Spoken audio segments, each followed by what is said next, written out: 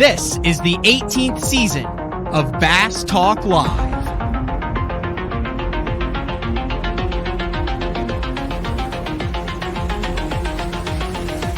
With your host, Matt Pangrath. BTL is brought to you by Lowrance, Bass Cat Boats, APCO, Strike King Lures, Sunline, Big Bite Baits, Spro, X-Zone Lures, Gamakatsu, The Bass Tank, Denali Rods, and Pro Guide Batteries. PTL, coming at you! Good morning and welcome to BTL Bass Talk Live, where we are going to talk about bass fishing. We've had a lot of guys who have won tournaments on lately. And today we have a very special guest. We're going to have a guy. He's a lawyer. He's a scholar, a gentleman. He's written more words than I have probably ever read. And I don't know if I would want to admit that with my mom being an English teacher. But I was never was a big reader.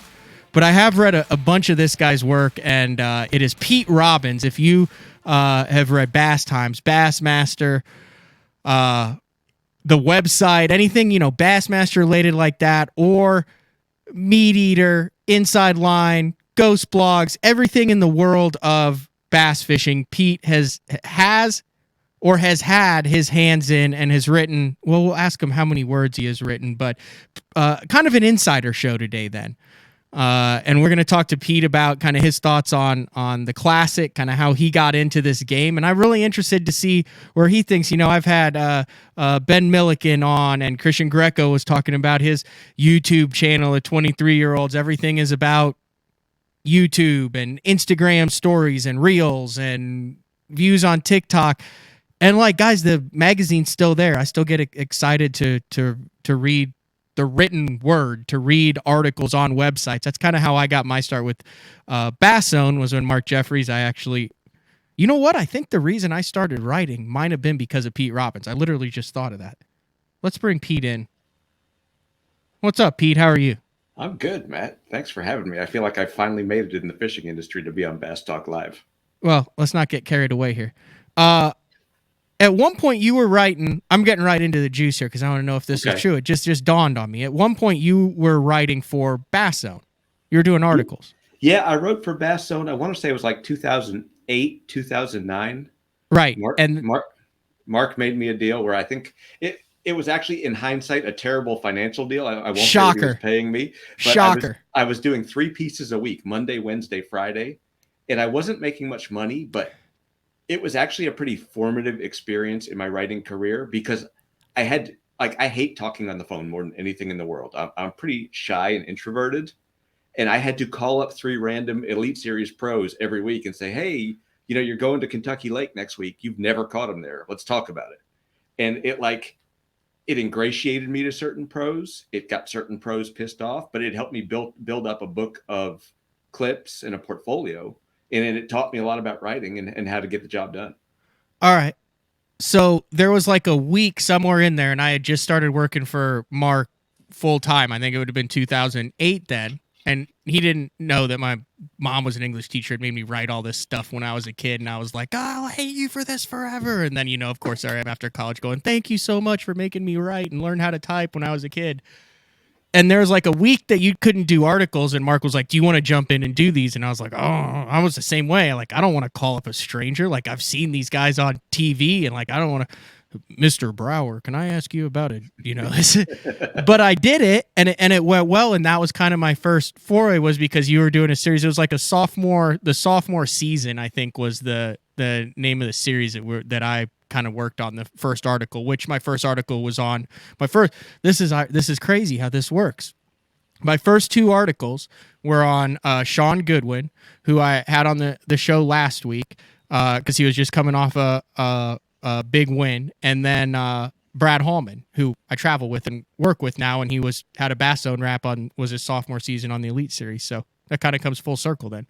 Isn't it weird how guys who you like met randomly 15 years ago become either your confidants or your trusted sources or your partners in fishing?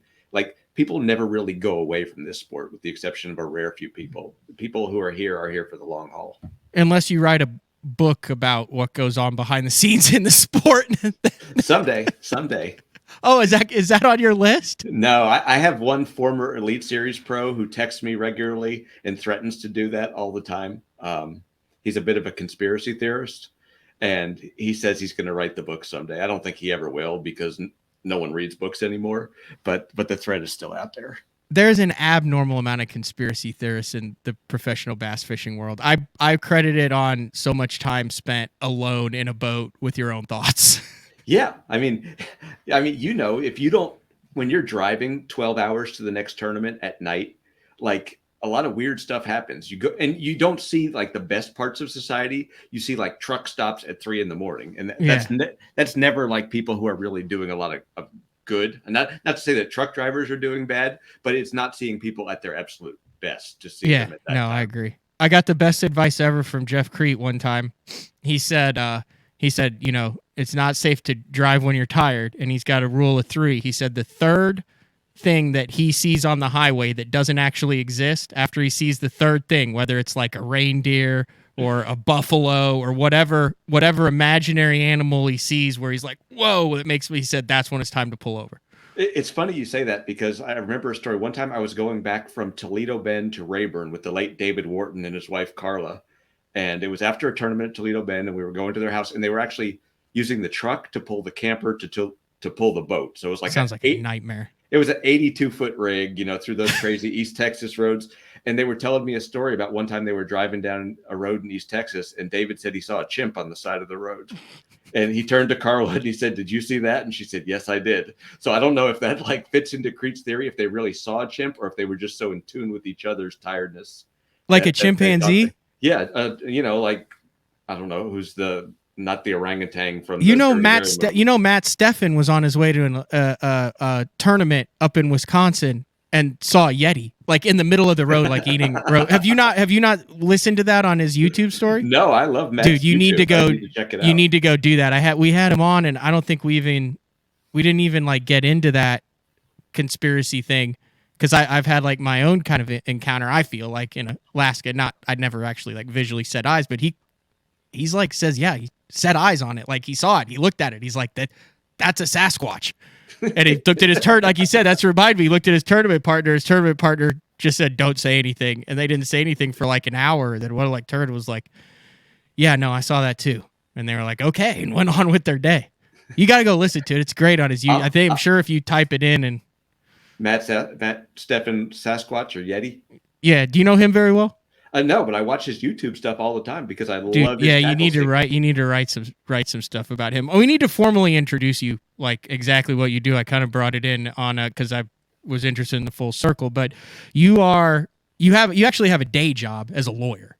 Yeah, I am a lawyer I got out of law school in 1995, and I worked for a big law firm for 6 years practicing energy law, and I quickly realized that was not conducive to the fishing lifestyle because you could plan to go fishing on Saturday and Friday at 4:30, they would say they need something on their desk at Monday. And the pay was great, but the lifestyle was absolutely terrible. So I transferred to a cabinet level federal agency, and I've been there since 2001.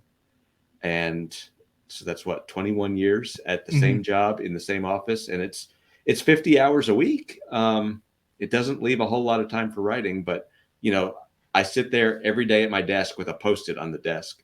And I think, need to call Matt Pangrac, need to call Steve Bowman, need to call Kelly Jordan. And I write those things down. And when I'm off work, the switch flips. And that's what I'm doing, is writing about bass fishing. So do you consider writing about bass fishing work, or is it something that you love that you're like, haha, and I get paid for this? It's a little bit of both. I mean, there are things I don't want to be doing that I do because either they pay well or everything has to have a purpose. I mean, I'm fortunate. I have a salary. I have benefits through my job. So like the purpose could be to make money. The purpose could be to get access. The purpose could be to get free tackle. The purpose could be to build a credential. Everything has to lead sort of to that end goal of how does this help my career as a writer? Because at least in theory, 5 years from now, I'm going to be done practicing law and I'm going to be doing this full time. Oh, I didn't know that. So that's the plan, is to transition. That's the plan, is to do it and kind of be that old crotchety dude who says, I don't want that job. That's a crappy writing assignment. I mean, I get so many cool things though. Like if I'm Pete, the Bass Club guy, who's also a lawyer, I don't get to fish with Kevin Van Dam, but I've fished with Van Dam in California and in Michigan. Right. And like, I can call him up and he knows who I am. Like that's, as a fan of the sport, that's still sort of one of the additional benefits I get out of it. Heck yeah. So run down the list of some of the publications that you've written for. Like, don't be shy about this. Like, I mean, list off all the big stuff. Because if it's in the fishing world, you've been published. Senior writer at Bassmaster. Obviously, a lot of work for Bassmaster.com and covering. They are kind enough at Bass to always include me in their classic coverage and bring me in for that. In Fisherman, Field and Stream, Outdoor Life, Meat Eater. A lot of advertorial type stuff for various companies. Mm-hmm. I've been published in Texas Monthly, which is kind of a big feather in my cap. I've been in, thanks to Mark Tyler, who you may remember from the Elite Series. Didn't he raise goats? I've been in Goat Rancher magazine. That's like one of the key highlights of my career. We did not plan that. We did not plan that. What's crazy was, so I wrote this article about him, and then we sold it to Goat Rancher magazine. And you know Cody Bird, who fished the Classic, I guess, last year? Yeah.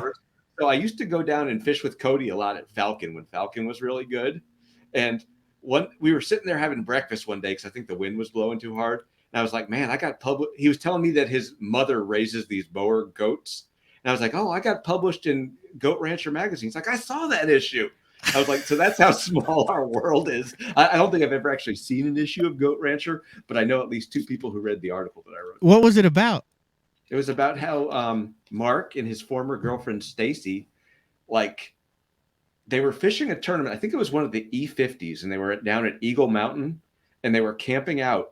And like there were these goats in the campground, and these goats, they climb up. Like they always wanted to be in the highest possible place. Yeah. So they'd climb on top of his truck, and he'd be working on his tackle, and they'd climb up in his boat. And then there was one that had been abandoned by its mother, so they decided to take it home. And they took it home. She was a wildlife rehabilitator. And they had this goat like running around like a puppy, except it was in diapers because it would crap all over the house. They had it. And then they got a whole bunch of goats. And I still have the T-shirt upstairs from Stacy. They were someplace near you, I think, or maybe up near Muskogee. No, I went and fished 10 killer with him a couple times and did some like Bass Insider stuff back in the day. And they had all these goats, and they had skunks, and I think they had a monkey, possibly not a chimp though, but they had all these different animals, but they raised these champion goats for a while. And their goat ranch was called PIMA, P-I-M-A, which stood for pain in my, you can guess the last word there. Yeah. But that's like all the random connections I have in this world. Wasn't he sponsored by some goat feed or something like that? Didn't he have like a Purina or some? See, I feel like he had some sort of feed sponsor. Maybe I'm not. Maybe I'm wrong. I don't remember. He was one of the original guys who had a non-endemic that he found on his own. He was the Travelodge guy, which, if I remember correctly, he got through a cold call. Like he called them up one day and said, I'm going to be traveling a lot. Will you sponsor me? No joke. And they worked out a deal. Like it's one of the few guys who had a non-league oriented or non-league provided non-endemic back in the day. What was the very first one? Was it the Bowflex deal that you can ever remember? I remember going to tournaments like back in the early 2000s, and Jeff McGee and Raul Moreno. Do you remember either of them? Nope. They had Beer Nuts was their sponsor, and they just had, it was basically like a plain white Ranger. Were they out of Illinois? Illinois, Raul, I think, is based in Bloomington. I believe Jeff McGee was out of Mississippi, and Raul Moreno was a Mexican national who also had a place at Rayburn. But they were like, before FLW came out with the wrap boats, they were the first couple I remember that actually had like signage. And the other one I remember back in the day was Team Safari, which was, I don't remember that. It was Safari tires. And I want to say Danny Correa was on them, and Ali Alexander and a couple other guys. And this was like in the 90s. And not only did their boats say Team Safari on the side, but they had like pants they were like white pants with the green racing stripe down the side. And they shared information as a team. And don't hold me to this, but I think like if one of them was in the lead, the other ones would like feed them information, so one of them would always do well. That was the and then they'd share the pot. I don't remember if they did like that Johnston or Jeff Coble and Smiley Wright deal where they shared the money, but that was sort of the deal behind the team. So this was like before Fujifilm and Crown Royal and all that. Yeah, this was probably early to mid 90s, and What were FLW came along in 96. What were their names? I don't remember if Ali Alexander, who was one of the first African American pros out there, he was from That Ohio. name sounds very familiar. I remember he was on the team, and there were a couple others. I remember those pants with the green racing stripes, though. I mean, those were distinctive. What did you say? What team was it? Team Safari Tires. Team Safari Tires Fishing. We'll see if anything pops up from that. Nothing. Dude, that's some gold. I actually reached out to Ali Alexander at some point. My friend Terry Battisti has been on the show. Yep. And when I was helping him out, I was going to do something on Team Safari, and then I just never got around to it. But Bass Fishing Archives. Bass Fishing Archives. Check it out if you're a fan of bass fishing history. Yeah, no, I don't see anything. That's good stuff. What was the original question? Where were we going? Where were we headed with that? Kind of talking about all the different... Mark Tyler, non-endemics, and all of that. I mean, yeah, the Bowflex was a guy from Oregon, right? Yeah, I think so. I mean, it's so many years ago. And then the FLW team thing just exploded. Yeah, I mean, they had a deal where, like, I think Erwin Jacobs would walk through a Walmart and knock a product off the shelf and say, we need to have a team around them. You know, whether it was, they had a Purina deal, and they had a Bounty paper towels and M&Ms, all the different snacks that you could imagine. It was a big deal, though. Back the best sponsor. Do you remember when Cialis sponsored the Bassmaster Tour? I remember someone saying they needed to come up with a commercial because it wasn't one of the, when they had the Dirty Dozen and the 12 boats on the last day. Yeah. One of them was the Cialis boat, and someone said they should make, a commercial of the boat going along like this, and then all of a sudden take it off. No, but is that Don Day who did it at the beginning? I don't know if it was still Don Day, the guy who introduces him now, but he'd be like, the Bassmaster Tournament Trail presented by Busch Light, and then he would always pause and go, and Cialis. It was like, I want to say 2003 or maybe somewhere around there. It was before the Elite Series. Was it? Yeah, but they were around for a couple of years, and then they just wilted away. Anyway, we were talking off air kind of before we got going here. I was trying to figure out when the first time we met was, and I think we ended up settling on it being at Smith Mountain Lake.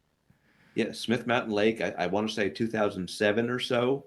I had fished a tournament on Lake Anna. It was here in 2007. Virginia. I fished a tournament here on a Saturday, and I was like, well, I'm only 2.5 hours from Smith Mountain, and the guys are down there. And I remember you and Jeffries and Harold Allen had set up sort of a deal at the hotel conference center there, which was in a bar. And I remember showing up at the bar, parking my boat at the hotel, zipping over to the bar. And we were talking about Harold Allen was there at the time. And Harold had that red Suburban, which was like a 1964 Suburban that he had. Yeah, he would tow that all over, and he would race people everywhere we go. I remember we got into a drag race at Lake Dardanelle on the city streets of, is that Russellville there? Yeah. There used to be a outdoor shop there, something Brothers outdoor shop. I don't know if it's still there. Anyway, we're at a stoplight. Some kids pull up, and Harold said, Matthew, put your seatbelt on. And I was like, huh? And next thing you know, it's like 4 p.m. and we're drag racing some kids in a Mustang next to us. And he smoked them. He let everyone know. He said, I smoked him, Matthew. Probably could end up in jail for doing that now. I think Harold knows the sheriff in just about every county around the country. He's not going to get. He did. There were multiple times running with Harold where just a jar of moonshine would show up at the door. He'd just say it came from a friend. He's one of the all-time characters out there. I would really like to go crappie fishing with him because you can. If you go bass fishing with him, he's probably focused on that. But if you go crappie fishing, like you're there in the pontoon boat, kind of focused, and you can listen to the stories that just kind of ooze out. I think he's still with Living the Dream Guide Service. I'm not sure if he is or not down there at Toledo Bend. We're talking obviously about Harold Allen, Bass Fishing Hall of Fame inductee. Let's see if I can get this right. He was fished for like 27, 28 years, has 5 top 10 finishes in the Bassmaster Classic, won an Open on the Atchafalaya Basin, I want to say in 2003. One of the greatest worm fishermen of all time.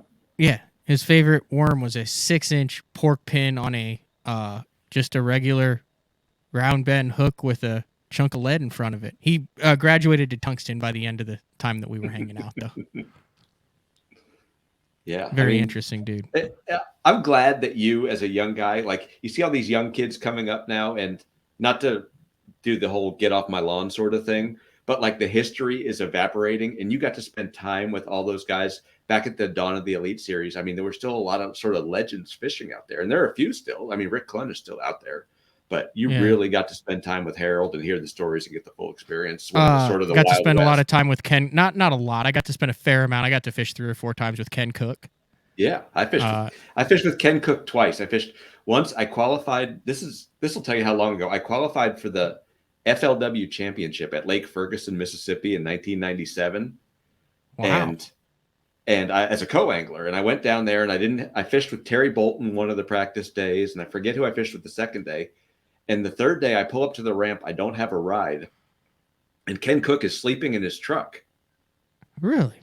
And I'm like, can I ride with you? He said, do you know how to get into Lake Whittington? I said, yeah, I do. He said, okay, hop in the boat. We'll go. Really? And like, he said, yeah, this is my only day of practice. And like midday through the day, I said, Ken, this is kind of a big deal. Like, you're fishing for 6 figures. Why did you only spend 1 day of practice here? He said, well, I was sitting in a tree stand, and Marty Stone had qualified. And at the last minute, I guess his wife either gave birth early. And they called me and they said, if you want to fish, you're in. So he zipped on down there. And if I remember, he finished in the top 10 in the end. It was one of those tournaments. It was the year Fritz was insane.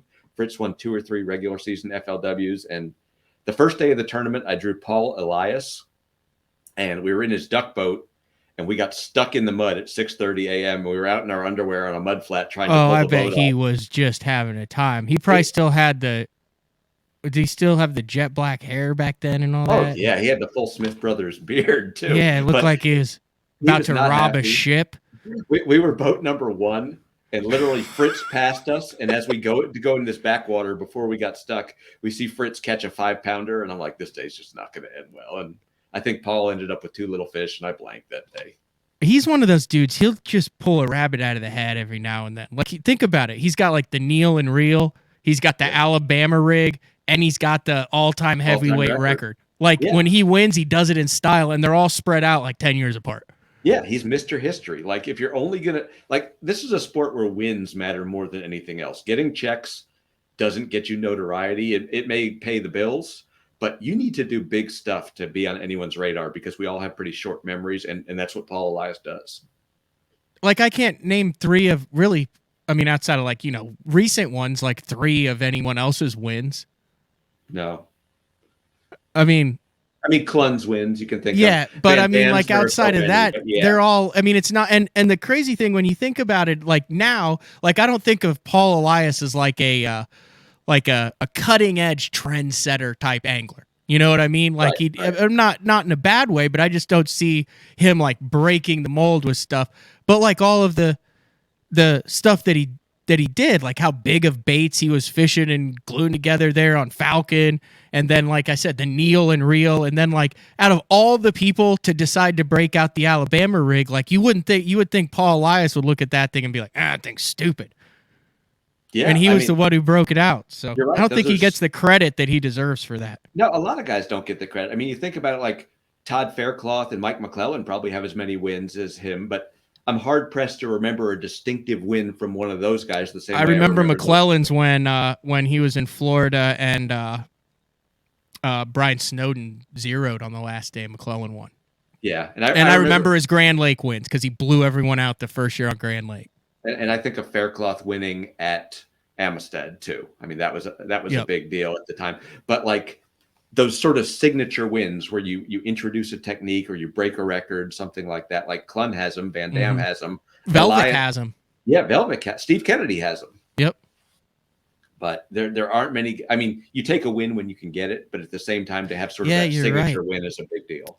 Zell Rowland. I mean, he became the Popar guy. Yeah.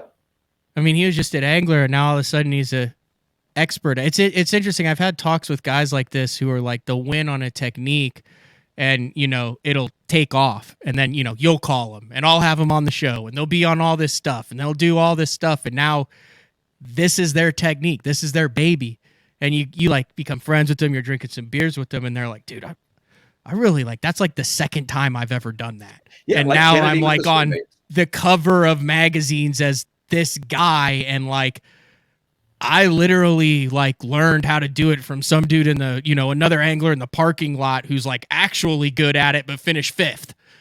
And there's also, those guys are probably getting hate mail too. Like if you're Zell Rowland and the Popeye is everyone's secret in East Texas, or you're Kelly Jordan and the Big Spoon is a secret at Lake Fork, and suddenly the whole world knows about it, no one's too happy with you, but you kind of have to take those opportunities when you get them.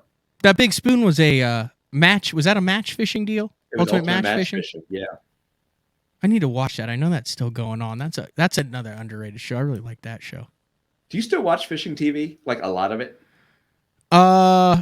Yeah, I watch Mercer show and I watch Zona's show and I watch crappie shows because I try to learn for the crappie shows. And then yeah, I mean I do if it's on here and there, but no, I don't go out of my way like that. Like I said, I'll watch those two shows. And I still love watching In Fisherman. I've been on a year-long quest to get the voice of In Fisherman on the show. I made some headway last week.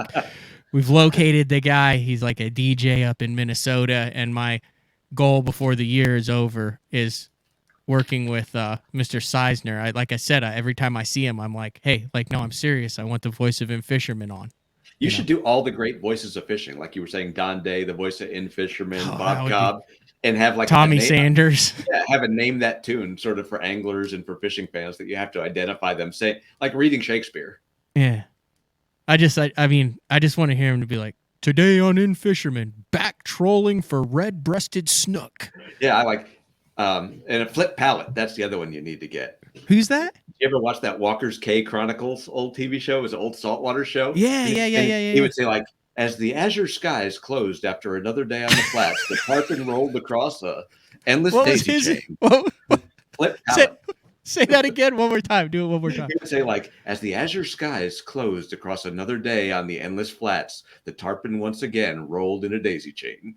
Things like that. Like, it was poetic. It was actually, like, way too highbrow to be a fishing show.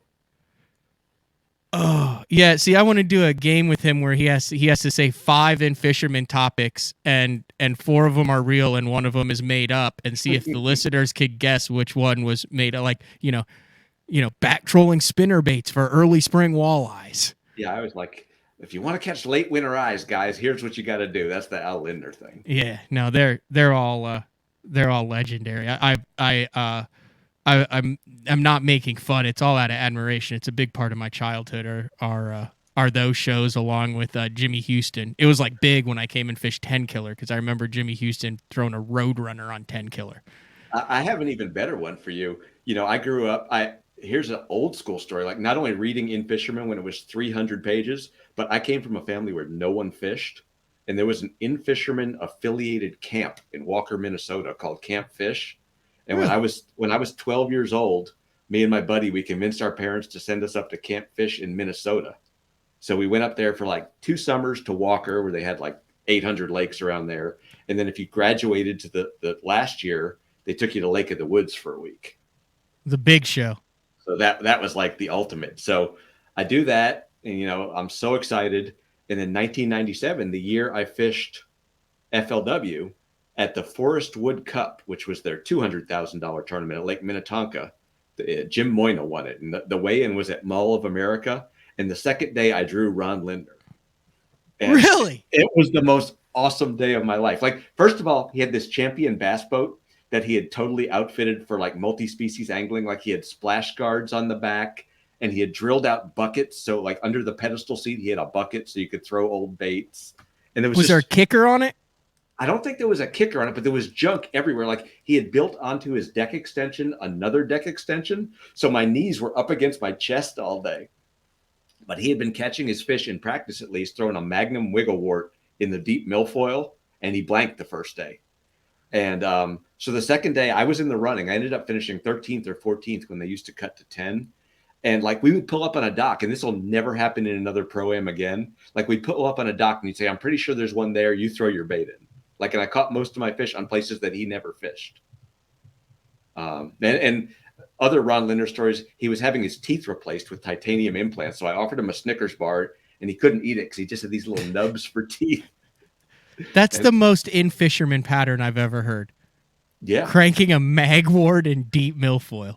yeah. And then we ended up catching them around docks on like a gopher head jigworm or something, some Northland tackle deal that he was set up with. It was a very Minnesota moment.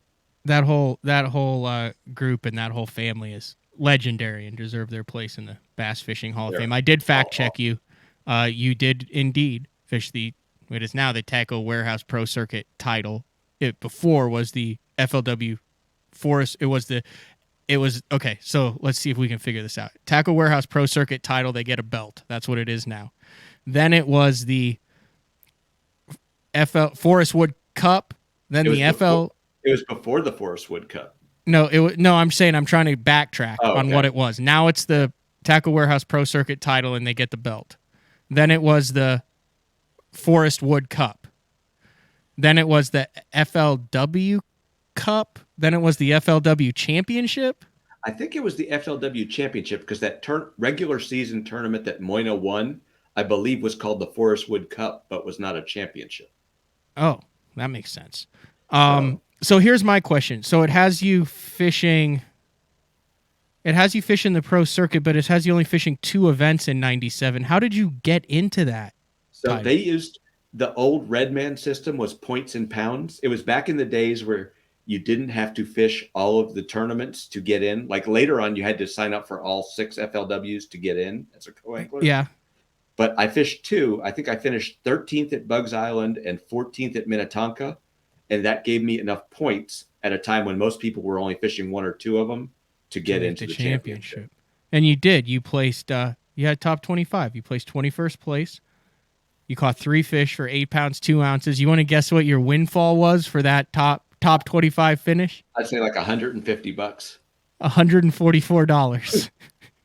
It was so worth it, though. I got to fish with Ken Cook, and I got to fish with Paul Elias. There's 2 Hall of Famers. Like, it was the Wild West back then, 1997. Our pre-tournament meeting was in a riverboat casino, like with a smoke cloud everywhere because people smoking.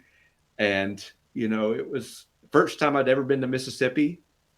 You weren't writing or doing anything media-wise then. You were just a guy that wanted to fish. I was just a goofy bass club guy. And I wanted to fish, and I remember it was hard to get into the bass pro-ams back in the day.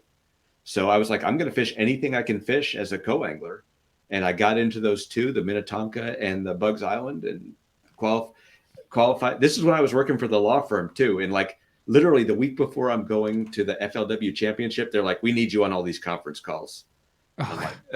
And I was 27 years old. I'm like, I'm going to quit my job. I'm like, this is probably the only championship I'm ever going to get to fish. And true enough, it turned out to be the only championship I ever got to fish. So it would have been the right choice to quit my job. That's it. We might be able to get Ken Duke on a trivia question on that. What's the trivia question? Who is an outdoor writer who has competed in a champion, top level championship tournament? I think that would stump him. I think it's always. I've never been able to stump Ken. I'm looking at this list on here. This was a heck of a derby. Like you said, Paul Elias, Jim Moyna, Guido Hibden, Randy Blockett, Terry Bolton, Jack Wade, Dion Hibden, Bernie Schultz, Randy Howell, Tommy Biffle, Clark Wenlett, Rob Kilby. Is it crazy to you? Like, all these guys are still around for the most part. It's so weird. Like, I so vividly remember it. Like, I remember I was staying on the 2nd floor of the Holiday Inn there in Greenville, Mississippi, and Terry Bolton was staying below me, and he was a friend of a friend. So I asked him, and he was rooming with Andy Morgan, and Sean Penn. Do you remember Sean Penn, not the actor, but the angler, who was a really good angler back in the day? Yeah, I do. I think he might have won an Open at some point or an Invitational. Yeah, it definitely sounds familiar. But they spent or at least Sean spent a little too much time at the casino. So he ended up, I think, throwing up out of his boat the next day.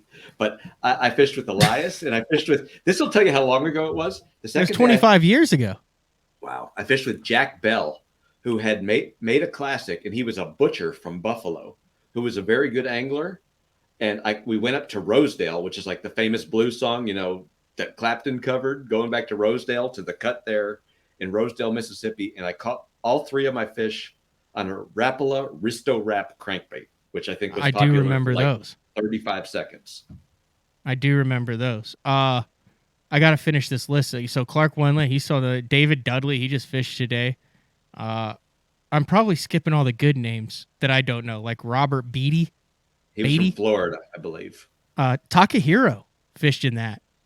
Andy Morgan, Peter T, Davey Height. Oh, we missed one of the good team guys. The Cheez-It guy, Alvin Shaw. Alvin Shaw from North Carolina. I do have a good Takahiro story from back in those days. Here's what a dork I was, and I'm afraid to sort of give this up, but I was looking for guys to pre-fish with at that tournament. And I was like, well, this Takahiro guy's from Japan. And my brother was living in Japan at that time and speaks fluent Japanese. Oh, that's smart. So I wrote a letter to Takahiro. This is how long ago it was. And I had my brother translate it into Japanese. And then Tak was living at Lake Fork and guiding through a place called Axton's Bass City, which is still down there. And I faxed the letter to Takahiro. To ask if you could pre-fish with him? If I could pre-fish with him. Wait, you faxed a letter in Japanese to Takahiro. This had to be right around they were doing right around that time of the Bassman documentary. I think it's even before that. No, maybe it's about that time. Because that was like... when he had the pool that wasn't for swimming? Yeah. I mean, that's when he started building. And Yellis was trying to get him to go to church. I don't remember that. That's all in the documentary. Oh, I never saw the documentary. I remember You've never seen Bassman? Uh-uh. Dude. After you're done watching Matt Steffen's YouTube channel stuff and about Yetis, you need to go watch YouTube? Bassman. I don't know. You have to find it. It's old, but it's awesome. I can't believe you've never seen that. That's like required watching. Okay, that's next on my list. That's like the Rick Clunn like camp, crawling through the fields, the whole deal. Do you know anyone who went to Rick's survival deal that he had down? No, I would pay every cent that I had to go to it though right now. Like, the crazy stuff I have, like I have boxes and boxes of archives of things. Like I have Tim Tucker's old newsletters, but the holy grail to me is like Rick printed out these like seasonal pattern booklets, and people still like old people like me still swear by them. Like that's the Bible of fishing knowledge. What is it again? It's like Rick Clunn seasonal patterns. And he did it like by himself, or like you would send a letter to Montgomery, Texas, or Ava, Missouri, or wherever he was living at the time, in like a money order for $12.95, and he would send them to you. And then a raven would appear at your doorstep. I'm trying to find this Bassman fishing documentary. Yeah, here it is. Bassman, Evanthar, A Journey to Professional Bass Fishing. When was it released?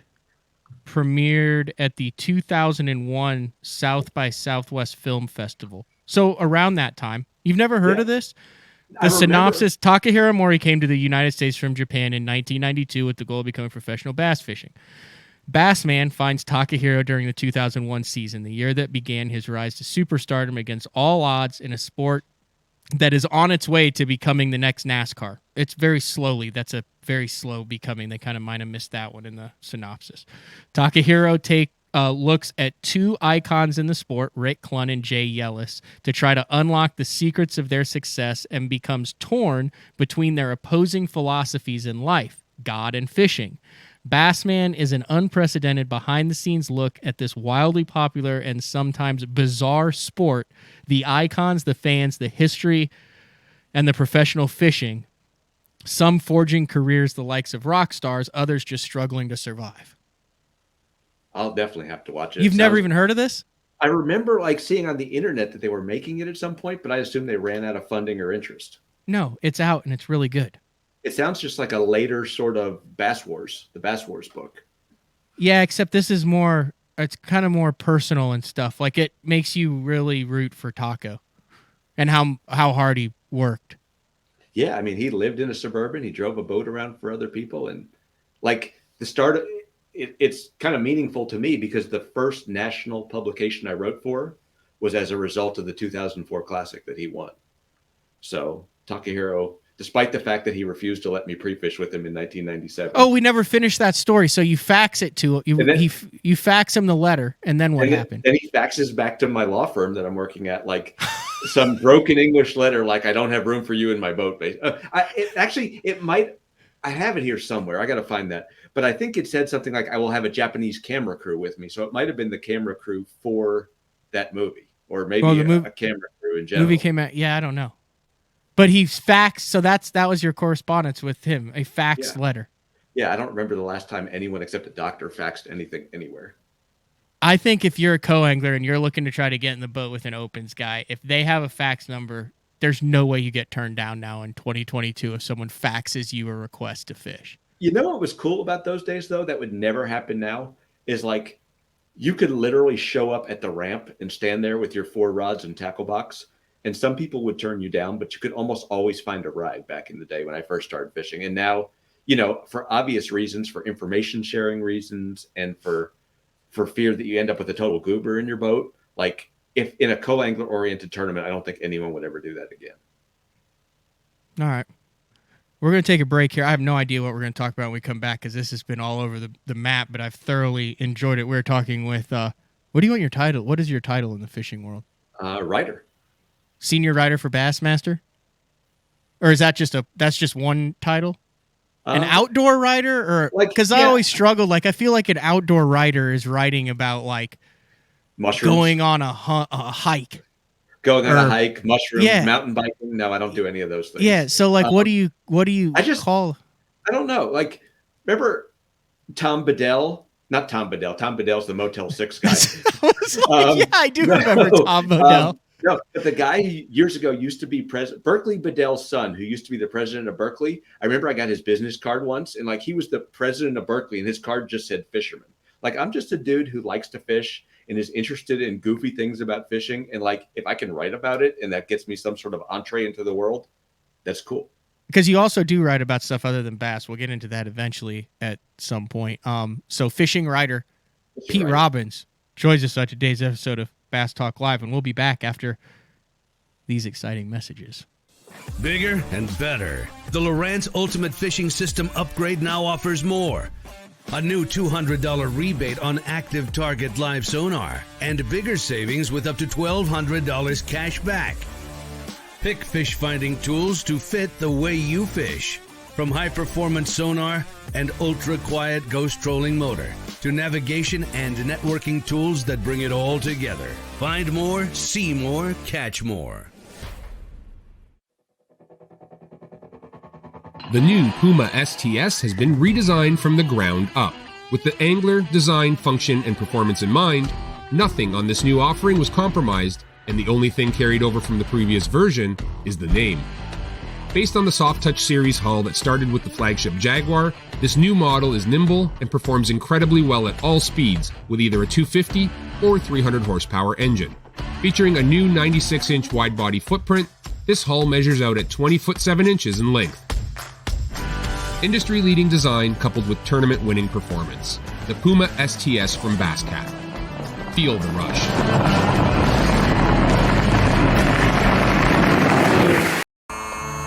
I've made my living on the water for over 20 years. For 14 years. For over 23 years. I've worn a bunch of different clothing brands over the years. Some companies big. And some companies small. All of them said they were making clothing for us. But none of them knew us. None of them were us. Except for one. Except for one. Except one. AFCO. AFCO. AFCO. AFCO. Fishing isn't part of us. It is us. The KVD 100 jerkbait. 15 different colors. A perfect combination of roll, wiggle, and flash. Increased castability. 3D eyes. Premium black nickel hooks. KVD. Tie one on. Striking lures.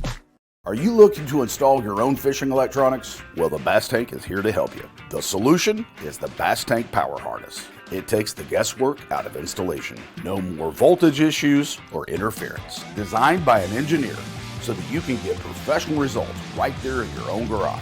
Installation done right with the help of the Bass Tank Power Harness. You can feel confident knowing that your installation was done right. The Bass Tank Power Harness. Give us a call or order yours today at thebasstank.com. The new Android series is the peak of the Denali lineup and offers the ultimate Denali experience. The Android series features 36-ton multi-directional graphite combined with interlock blank technology for added strength. Each rod is outfitted with Royal titanium guides that will not fail. The blank is fitted into an easy-touch, soft-feel EVA foam grip with exposed blank reel seat. This all allows the Android to transmit every movement of your bait and even the most subtle bites. The Android series is the finest rod Denali has ever made and offers an angler the ultimate fishing experience with a limited lifetime warranty. See the full lineup of Android rods at denalirods.com. Elite Series Pro Daryl Gleason here. My Pro Guide batteries keep me going on those long tournament days and long practice days. Always plenty of juice, never fail. The best part about Pro Guide batteries, it's the people behind the company. They have over 40 years experience in the battery business, keeping all of us fishermen out on the water longer, catching more fish. Check them out at ProGuideBatteries.com. What's up, Bass Talk Live fans? Brandon Polnick here. And ever since I won a couple Bassmaster Elite Series events on X-Zone Lures, I've been getting a bunch of questions of what makes them so special and different. And really, the truth is, it's in the details. The little details, things like no cheap fillers in their plastic. That gives you more lifelike action, more realistic and vibrant colors. But don't just take my word for it. Go to www.xzonelures.com and check them out for yourself. Welcome back to Bass Talk Live, talking with bass fishing writer Pete Robbins about a number of different topics, but I'm a history nerd on this stuff. That's why I enjoy the Ken Duke shows, Terry Battisti. You know who I really like talking to, and you'll appreciate this because you run a cat too, is Rick Pierce. Oh man, you can go down the Rick Pierce rabbit hole in a big way because he remembers everything that ever happened to him. I don't know. Oh, are we going to get to meet your dog? He just ran in. My wife just got home from work, and the dog likes her a lot better than he likes me. Oh, okay. We always like to meet the dogs of our guests. So if was it a boy or girl? It's a boy, Rooster. He's an Australian Shepherd, and if anyone would like an Australian Shepherd, they could have him really inexpensively. God, that's not a good selling point. Is that what Carl has? I don't know what Carl's dog is. He looks like he might have some Aussie. I mean, it would make sense. They're like really high energy, aren't they? And he's smart. Super high energy. Like he's wicked smart. Not too good in the boat. He loves to press the power pole buttons, and he also really likes to swim. But he's really into the live well. I try not to take him out too much because he drives me crazy. He's the smartest dog we've ever had, but like that herding instinct is so strong. When we have the nephews and nieces over, he herds them into the corner. It's pretty entertaining. Interesting. But yeah, along those lines, I always find myself on, well, not always. I don't talk to him near as much as I should. But when I talk to Rick, dude, like his knowledge of the sport and the game and kind of why things are the way they are in some instances, mind blowing. Yeah, my first experience with Bass Cat was I had owned another brand for my first boat, and then in '99 I bought a used Pantera 3. And I called up the company with a prop question. They're like, oh, we'll put you right through to Rick. And I was like, wow, this is a really cool company where I get to talk to the president. And, you know, he's someone, I always say, if you bought a 1996 Pantera 2 in 2001 and sold it 5 years later, he knows who you are and what boat you had. It's pretty uncanny. Yeah, that's wild. So how did you get into we've covered it everything, but what was your first foray into the written word where you actually like wrote something and then were compensated for it? I'll give you a little backstory and tell me if I'm going too long. Is that we can go as long as we want. It's my show. It's just until you're ready to go hang out with your wife and the dog. 2001, a friend of mine started the website for the Virginia Bass Federation and asked me to help out, and I was writing an article a month for him for no compensation, just because it was something to do. And then after 3 years of doing that, I was like, man, I need to get something out of this. So I applied for a media credential for the Classic. And I was like, there's no way I'll get one. And of course, I get one. I'd give those to anybody. At that point, they did, clearly. And I had a choice, I remember, for the first day of the tournament. It was at Lake Wiley, the one that Takahiro won, between riding with Tommy Biffle or Aaron. And I don't know why I chose Aaron, because I really didn't know much about him at the time, but I chose Aaron. And it was the tournament where he he couldn't have used more than a cup full of gas the whole tournament. He was under that Buster Boyd bridge, and he was throwing horsey heads and underspins and scroungers and stuff like that. And there was no Bass Live at that point. So people on all the message boards were like, what was he throwing? And I had the only pictures of it as far as I know. And so like I got home from the tournament still jacked up about it. And I don't know why I decided, but I sat down at my computer and I wrote an article, like 4,000 words about everything that Aaron did. That's a lot of words if you're not a writer and you're not used to it. That's like 4 articles. Yeah, it's like 4 Bass Zone or Bass Fan articles. Yeah. And like I just wrote it. Like it flew out of me. I was like, okay, I got this. I can give it to the Federation and I'm not going to get paid for it, or I can try to sell it. I have no idea like what the market is. And there was Bass West magazine at the time. Yep. And so John Storm was the editor there, and I reached out to him and I said, I'd like to give you an article on this. He said, well, we don't assign it to people we don't know. Do you have any clips? And I really didn't have any clips. And I said, but I have the article. I've already written it. And he's like, well, we'll check it out. And I sent it to him. He's like, I want this.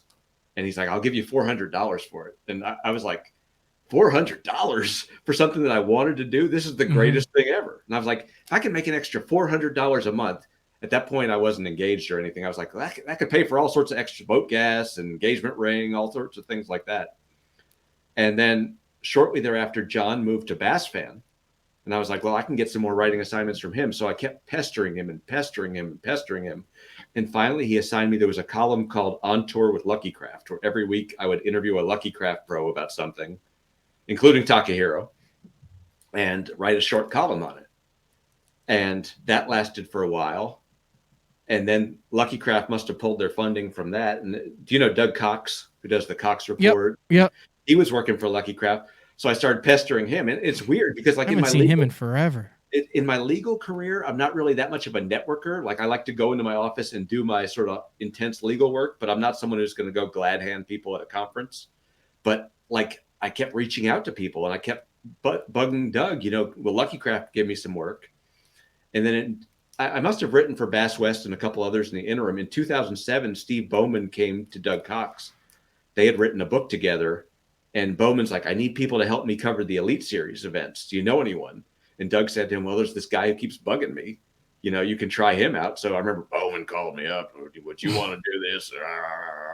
And so I covered a tournament at the Potomac for the Elites. And like, it just all naturally and very seamlessly progressed. And like, I just kept networking and opportunities kept coming to me. And so many people from Mark Jeffries to Terry Brown to Alan Clemens were all sort of advocated for me along the way. And the assignments just ballooned from there. That's cool. I started my first like magazine article too was Bass West. Yeah. I think they would hire just about anyone. No I know. Offense. But they wouldn't necessarily pay anyone. I mean, you had to fight for your checks all the time. No, I 100% agree. I used to, by the end, I was like, hey, I need to get paid before. And then they had that whole like transition period where my first one was a story I met through Harold, I think. Some dude who like was the main reason why they had kill switches in bass. It was called Kill Switch Engage, the story of the kill switch. He got thrown from his boat and stuff. But then I had like 4 other people that were like, no, my grandpa invented the kill switch. You're completely wrong and stuff. So then I was like, okay, I'm just writing fishing stuff now. I'm not doing any more history stuff after that. You know as well as I do, you don't read the comments because no matter what you write, these were like art, like angry letters that were like, you're posting wrong stuff. And I'm like, I'm just going on what this guy told me. And everything made sense to that. And then my next one was called Freaks of the Deep with Grant Golbeck. We went to Falcon and he was throwing 16-inch Upton's Customs. And it was like the first kind of foray into these giant worms. I mean, I was always into the Western stuff, just like I was into the Japanese stuff, because it was, there was maybe there was a tackle warehouse at the time, but I didn't know about it. Like you had to see lures or hear about them word of mouth at that point before you could find them. Then you'd have to track down some dude at a random garage in California or Texas to get these baits. It was much harder to get them back in the day. I don't know if it was better or worse. It was just different. What's the holy grail of like writing story wise, like in the not outdoor market, but like in the fishing? Is it like a feature article that has the cover on Bassmaster? Is it like the classic story? Like what would you consider like the pinnacle of article wise? I don't know. I mean, there's definitely been a change in the value of the written word. You remember waiting for Bassmaster when you were a kid. Yep. And I don't know that teenagers do that now. I mean, to me, as an older guy, still having a feature or cover story in Bassmaster is a big deal, or in Fisherman is a big deal. But, you know, the size of the newsstand has shrunk, and people's attention to the written word has definitely shrunk. I don't know. For me, it's getting it in. Like, I wrote an article about Keith Combs and I went to Alaska, which you remember because we called you from there. Yep. And then I sold the story to Texas Monthly, which is like a big deal magazine, like the type of place that gets Pulitzer Prizes. Like, for me to get an article in the New York Times or Texas Monthly or something like that, that did justice to bass fishing and also introduced it to a new audience would be a big deal. All right. Yeah, Keith, you and Keith went like to my neck of the woods. Like, literally, you guys ended up on the same river that like 30 people get to fish every year up by King Salmon, Alaska, right? Yeah, we flew into King Salmon, and we actually called you. Keith and I went first. We had 2 days to kill, like around Anchorage, before we had to fly to King Salmon. I remember that. So we went halibut fishing, and like we stayed overnight, and we caught all these, 150-pound halibut, and got worn out doing that, and flew those suckers home.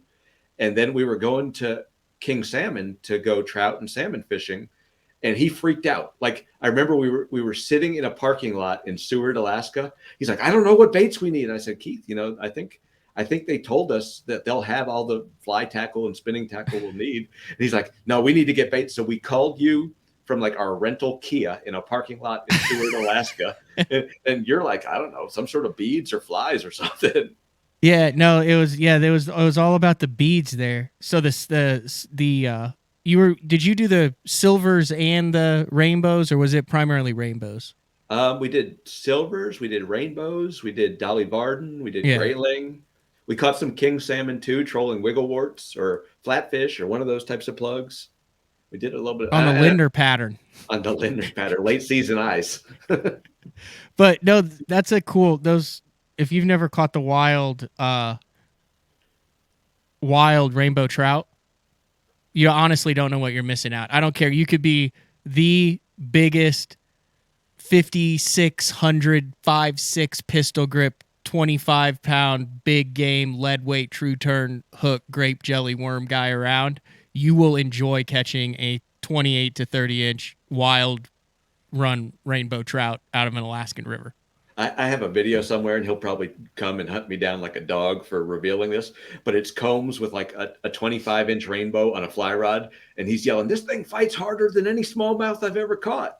I mean, they're just they're badass fish, and I learned a lot about bass fishing from catching them, because the water's clear and shallow, and you can see how they use current and how they use current breaks to their advantage. And like, there are several times you feel like I'm hung up, but you can see your fish is just sitting there in the current. It's why Steve Kennedy's good. It's why Steve Kennedy caught him at the Alabama River. It's why Steve Kennedy caught him when it flooded at Dardanelle. It's because he's a fish head who understands his trout stuff.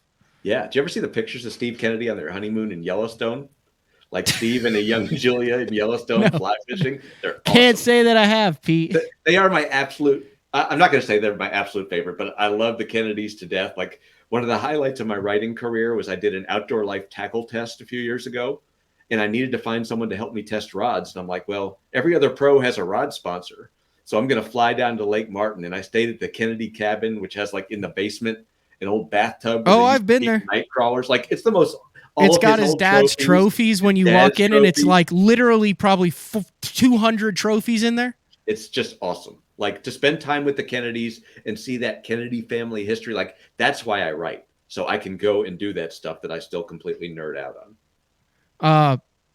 But yeah, back to it. Like, if you have a chance to go catch wild rainbows, do it. But see, I could never get into the fly deal. I always just use like a 9-foot spinning rod. I just enjoy it more because I'm more comfortable with it, so I can actually like enjoy the fight with the drag and stuff. And I still don't understand how the fly reel works, and it's just kind of like and it's like kind of like a pit bull on a leash. Yeah, I like it. I mean, I'm not a good fly caster by any stretch of the imagination. You don't need to be in Alaska. What I don't understand is, first of all, why those reels are so little. Like, they take up no line at all.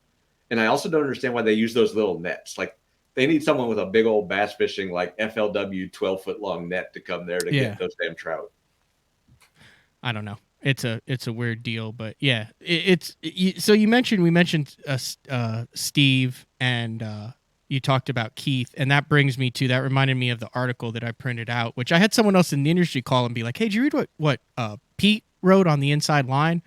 And I said, "Yeah." I said, "I thought it was an interesting deal," and that kind of was one of the genesis I talked to you before about getting on BTL. But I kind of wanted to get into this article, if you're cool with that. Yeah. First of all, I have to apologize to the people at Yamamoto. They've been my biggest supporters since 2005. Yeah. I've blogged there since 2008. Yamamoto Inside Line, really the genesis of my fishing career. But get into the article. You can either get there by just going to the Yamamoto website, or it's also insideline.net. It's like a kind of like a living newsletter, isn't it? It's just constantly actually, new stuff.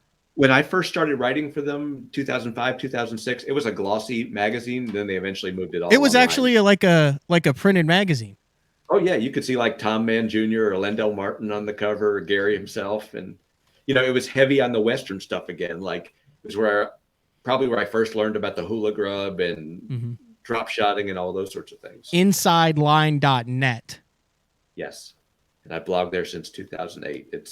It's been a godsend. Like Ron Colby and Heidi Roth, who were at Yamamoto, they pretty much told me, write about, you want to write about barbecue, you want to write about horse racing, write about those things, and just find a way to relate it to fishing. And that really helped my writing chops expand. You know how long they've had a website? They've had it long enough for the Yamamoto website to be baits.com. Yeah, that's like getting fishing.net or one of those. Baits.com. BAITS.com. Didn't they just sell? Yeah, they sold to a company called GSM, which is out of Dallas, which is mostly in the hunting space. And Crispin Pally, who I've known forever in the industry, is now taking over on the Yamamoto, sort of the managing side of things. So you're still doing stuff for them. It's not like you're going to have to like totally reintroduce yourself to. It's different. I have to introduce myself to a whole new group of people and sort of validate what I'm doing. Crispin came on. He said, just keep doing what you're doing. But, there's always change in the fishing industry. If you look at change, we have a friend who's in private equity, and he says whenever he buys a company, the first person who says to him, well, this is how we've always done it, that's the first guy he fires. So I'm trying to be open-minded about it. And so far, the new group has been great to me. That's probably good advice. Yeah. This is how we've always done it. That's the first guy he fires. Yeah. The guy who's totally locked into the way they did it in 1986 with a pistol grip and a flasher. That explains so much movement in 2019. Anyway, that leads back to this. So we were talking about kind of the Steve Kennedy thing, and you talk about in this article about just kind of explain what you kind of think the article is about. Instead of me synopsing it, I'll just go straight to the guy who wrote the thing. Sure. I mean, for me, the Elite Series has changed in a big way. As a guy who's not there all the time, it took a lot of work to get to know people, to get to know Kevin Van Dam and Todd Faircloth and Chad Morgentaler and Kevin Short and all those people who I feel like I know pretty well now, and to get them to trust me with information.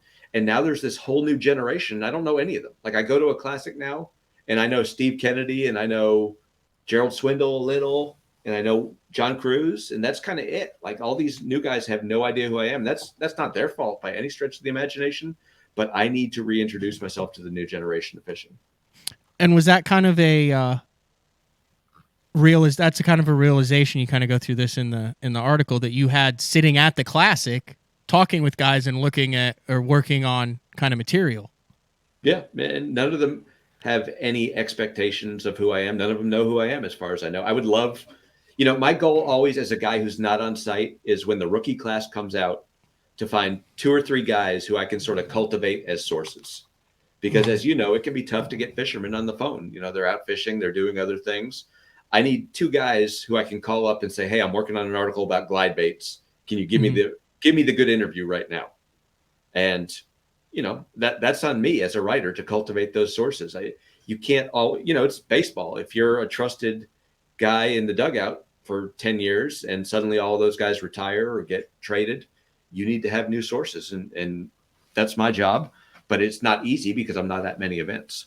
It's interesting you talk about being able to talk to Steve Kennedy and stuff at this classic, and you said I was only able to get some of my insights because I had previously spent time with SK and his family. You're on initials level with Steve Kennedy. Man. time with SK and his family. I was only able to converse with him during the competition hours because I'd earned his trust. Nothing against Stetson Blaylock, who we followed most of day 3, but I don't have that type of access to him simply because we'd worked together less. You're talking about on the water, having a relationship to where Steve knows, okay, this is Pete Robbins. I know what he does. We have a history. I know what he's writing for. I know this is beneficial to me and my sponsors, to him and what he's doing. So yeah, come in. I'm going to tell you what's going on the water, what's going on. And it just, you don't have that type of rapport with a lot of the younger guys. Yeah. I mean, I look at a guy like a Steve Bowman or an Andy Crawford. If they're on the water, they can go up to those guys and ask them questions. They can get close to them. But I haven't earned that trust yet. So I wouldn't expect them to wave me in. I wouldn't like there's Steve Kennedy on media day. He's showing me a glide bait he's planning to throw that he just acquired, and he's all excited about it. Like, I don't feel like I could go up to Stetson Blaylock, and who seems like a great guy and is obviously going to win a title at some point, and say to him, hey, show me your secret baits. I haven't earned that right yet. Yeah, because he doesn't know what you're going to do to him. You know, in all the years that I did, you know, I was at every Elite Series from 2008 to 2018. Well, the second half of 2008 after I graduated to 2018, which is, I feel like, kind of putting in your dues, putting in your time. It's a lot of travel. The only guy who ever said, who are you and why do you want to interview me?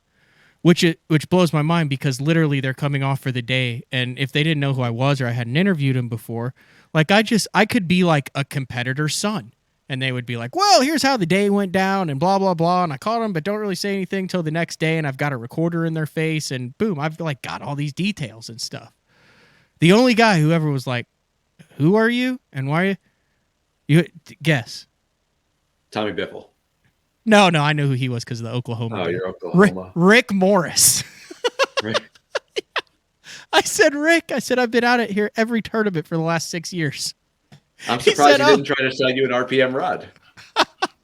But then after I did, I said, I'm writing it. He goes, what are you writing it for? I said, Bassode. You know, like Mark Jeffries, like literally I'm standing next to the stage every single day for the last 6 years. Yeah, okay, yeah, and it's going to be on Bassode tonight. Okay, yeah, I'll give you an interview. It was the greatest thing ever. It's weird to me. I mean, that guys, I don't know. I mean, they could be suspicious of you, but people in this sport, a lot of them don't seem to get the media side. And I get, as a writer, that my worth to them may be less valuable than it used to be because they have their own YouTube channels.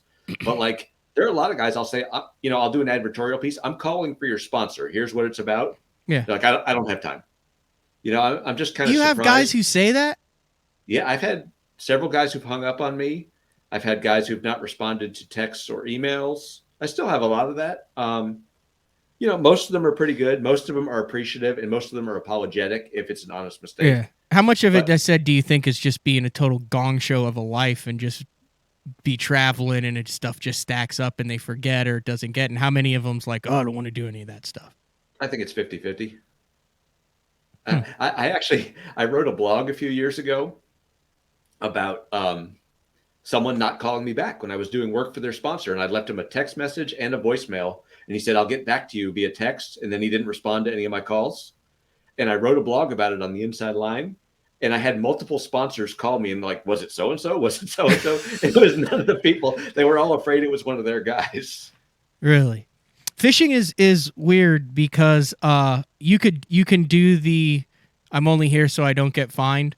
You can do the no comment. You can do the not show up and get fined. You could do the one-word answers, the freak outs with the media and any other kind of stick and ball sport, because the media, the publicity stuff goes. It's a side deal, right? Like they're there for their performance on the field. But in fishing, there's so few guys. I mean, really, I don't know if there is anybody who could. I mean, yeah, there is a couple.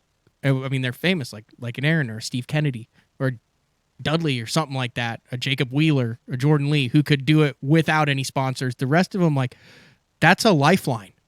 Yeah. Their relationship with the media, their relationship with the sponsors, and that funding is like the main reason why they're out there. The only way they can do it, it's part of the business. Yeah, I would think I would hustle my ass off if I were in their position, and I would work as many media bonuses into my contracts as I could, and I would try to maximize them every year. I used to work with one pro who had unlimited media bonuses from a certain sponsor, and like he made ridiculous. He would call me every week. He's like, was it a sunglass sponsor?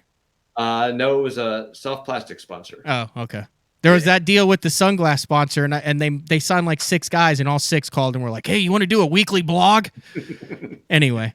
Yeah, I mean, why wouldn't you? Why wouldn't you take advantage of that? But I think it's changed. I mean, the value of the written word to these guys is less obvious because they all have their own social media and YouTube. Uh-huh. But I still think it's really valuable. Yeah, I think so too. Do you still feel like it holds a different type of value, but still, I mean, a tangible value, the written word? I think so. I mean, I'm always worried because we went from having articles to blogs to Facebook posts to Twitter posts to Instagram, which has basically no words. You know, we keep reducing the number of words. Yeah, and then it went from pictures with stories to 1-minute deals, and now it's 15-second reels. Yeah, I mean, our attention spans are shrinking, but I have more work than ever. Like, someone values the written word. It may be in a different form. Mm-hmm. My hope is that we someday have, a magazine out there with sort of long-form journalism, a week in the life of Steve Kennedy or a week in the life of Rick Clunn. I don't know if that'll ever happen, but at some point I'm going to write those things just for my own benefit. Listen, Jeffries used to always talk about, we need a counting week where they come in and tell all the rookies what's up and all that stuff. Whatever. People go broke in every single industry that they're in baseball, football, basketball, whatever. They have accountants. It's not like fishing, they throw them the wolves. But what I think they do need, and they might have it is, I mean, you've got like a Jay Shakurik coming in or an Alex Redwine, or I mean, you're like a 21, 22-year-old guy who's fished just a couple opens, doesn't know about this stuff. Like, there needs to be like a get to know the media type day. And whether it's, I think the place for it would be kind of before the Classic or something like that, where you're going to have a lot of them there and a lot of the media is going to be there. But, the guys like you and stuff where you have a Mercer or Bowman or Elisa, who's a tournament director, that comes up and says like, hey, these are the people who you're going to be working. These are your lifelines, and have some of the major independent ones there, the ones for Bassmaster and stuff like that, and actually kind of teach the importance of relationships with the media and kind of what they can do to benefit theirs and what you can do. And then you maybe play like a game of Twister or Flip Cup or whatever you want to do to get to know them, and now you're buddies with them. Bass was actually kind enough to invite me to the preseason meetings in Birmingham a couple of years ago, and I gave sort of a 5-minute spiel to that effect. I've always thought that a better thing would be a media camp where you went and like we had Andy Crawford there, and he takes 100 pictures of you in your jersey and teaches you how to pose your pictures properly. And then you have a portfolio, and I interview you on tape, and then we go back over your interviews and stuff like that. And you sort of learn what things to say, what things not to say. I don't know if there'd be a market for it, but I think no, 100%. I think there would be. I definitely think there would be, because I totally failed that. If you go to my MLF profile and look at my picture, I'm off center, shoulder slumped, wrinkled t-shirt, hat a little bit too low. Like, I mean, I looked at that and I was like, that is probably the worst self photo that I've ever taken. And like, I needed to have the Superman with the angle, shoulders back, smiling like I actually just caught one. That one, that photo gets me. I wish I'd had some coaching on that before it was snapped. Yeah, I mean, there are certain guys who get the media stuff from the beginning. Van Dam, Iaconelli, Palahniuk. I mean, those are 3 guys who are busier than anyone, and they're great about returning calls. And they're great about, as you know, giving like paragraph-long answers that sound like they wrote them ahead of time. Mm-hmm. But I'm also interested in the guys who get better at it. Like, I have a theory that guys who get better at fishing also get better at media. Like, if you're a learner. So, like, Seth was not great his rookie season at interviews. But Seth has gotten 1,000 times better, and his fishing has gotten better at the same time. Like, I suppose part of that is just having the practice of getting interviewed more. But part of it is I think he's someone who picks up and learns from his mistakes and learns from past experiences. Best horrible interview to best interview. Is it Seth for you over the course of your career? Guy you used to hate to interview that you loved to interview now that's just totally different. FLW, Bass, anything in the industry. I don't know that Seth was horrible ever, but he didn't give up much. Seth is someone I'm still working to get that trust with, because I think there's a great story to be unlocked there, like a career building article. And I don't feel like I've gotten there. And I feel like that's on me, because I feel like he has gotten more trusting of me and more outgoing. He's good. Jesse Wiggins is another one who, when I first met him, I thought he was going to struggle. And Jesse Wiggins is someone who's gotten much better the longer he's been out there. You know who I thought? Billy McKegren. Yeah. Dude, when I first interviewed Billy, it was like 3 words, and then he just look at you. And then I just remember at the end, like we had him on BTL one time when we got done. And I told Mark, I was like, dude, that was like a killer interview with Billy. And now when you see him, like, man, he really like loosened up. And then I was actually on, he was on FLW Live in 2019 when I guest hosted there. And he was like cutting up, talking on camera and all that stuff. And I'm like, man, it's crazy to see like where Billy came from when he first went on the Elite Series to where he's at now. Yeah, I mean, people mature. That's the sign of someone who's going to be successful at some level. You don't want to give up any names on the guys who just suck at interviews and know it and make you earn every bit of it. I mean, I don't know that anyone sucks. I mean, there are guys who are better than others. Intentionally tough to work with. There are guys who, who have no interest in participating with the media. And there are guys who don't want to give up the good quote. I mean, like another one who's great to me is Ish, because Ish will tell me things on and off the record. And sometimes he'll say, I don't want you to write about this, but here's a little bit of background on the topic. And it helps immensely. But guys who are not good, I feel like I met Austin Felix for the first time at Santee Cooper in 2020.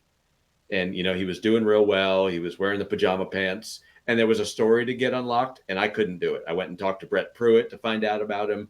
And I just never got the story. And that's on me more than on anyone else. But he's like really smart and funny and articulate. And I mean, I don't know him really well either, but we've had him on, and I know people who are like buddies with him. And yeah, but I mean, dude, it's like in there with him. He's got it. Yeah, it's there. You just have to figure out. Unlocked. Yeah. Funny, the best Ish story I have, like I said, I did stuff for Bass Insider, which was like a subscription deal for all these little things. And I was doing something on like rods I was doing a thing on fitness. That was back when Ish was lifting a lot. This is no joke. You can't make this up, Pete. And it's not bad. It's just funny. Ish said in the article that he had to be careful about getting too strong because the new Daiwa rod and reel combos were so light that if he gained too much strength, he would not be able to feel the rod and reel in his hands because of how feather light they were. So he had to work more on toning instead of bulking so that the rod and reel did not feel completely weightless in his hands. Did you call him out on that? No, but I thought that, it's brilliant. I mean, it's better than I couldn't have done it without my skeeter boat getting me up and down the lake all day. Or, this worm is the key. At least he tied it somehow into the topic. That's the greatest whatever. I vividly remember like my mind was blowing. I was like, I don't even know how to like work this into the, it was like a video article combo, right? It'd be like our video and then like a 500 words with it. And I was like, I don't even know what to do with this. I'll tell you what the toughest interview for me is not the guys who don't talk, because I can usually get something out of them. It's the guys who talk and you can't get them to stop.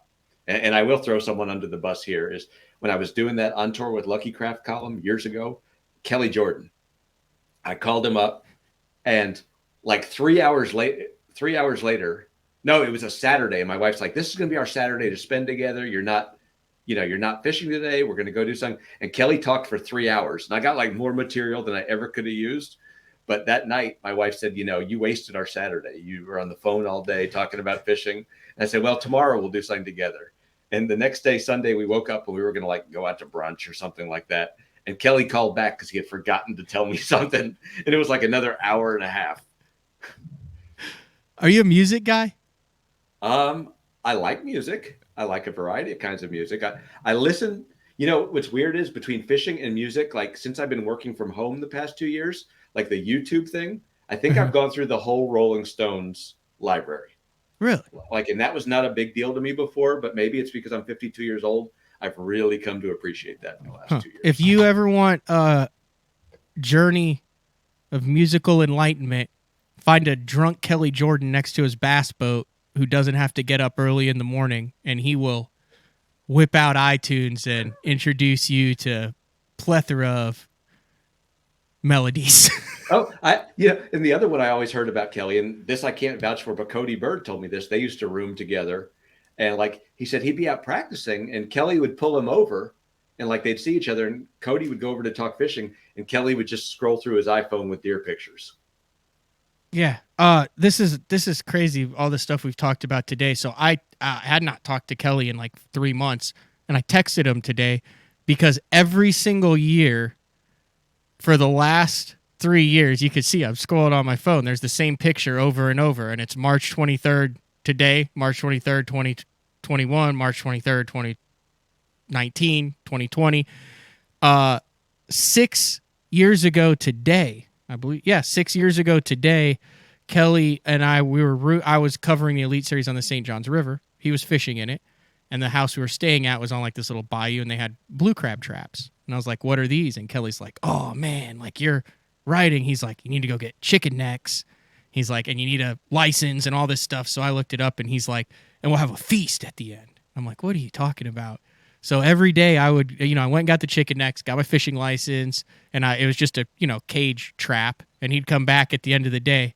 Didn't care about how many blue crabs we got. So we got 8 today.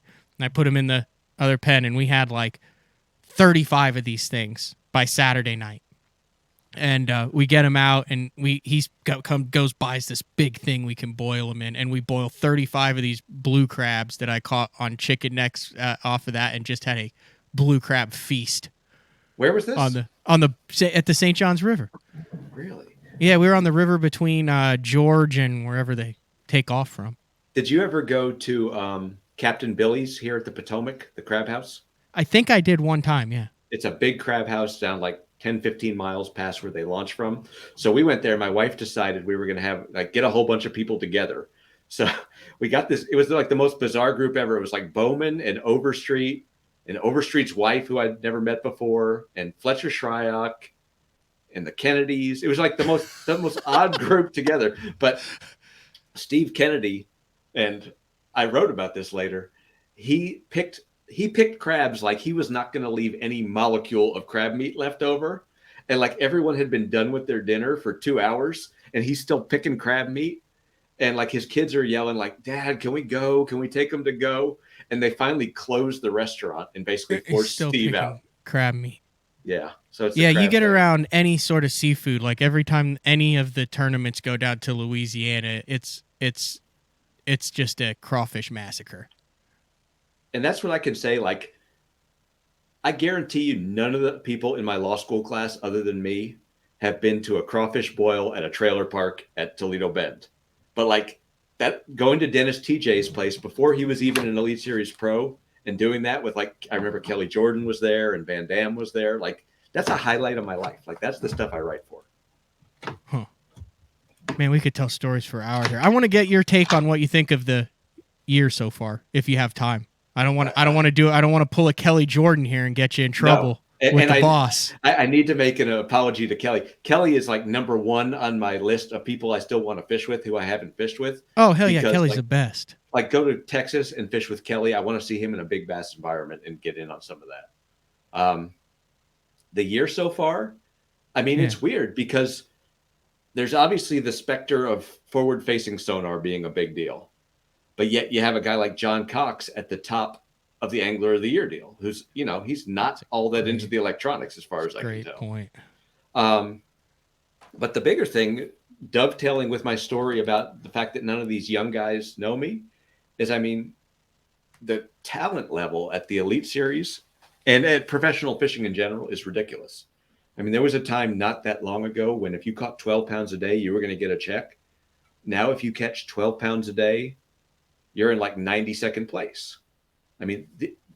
I don't know how to say it except that, there was a time like when if you were a rookie on the Elite Series, they all had sort of their commiserating stories of getting punked by a veteran, like a veteran would either give you bad information.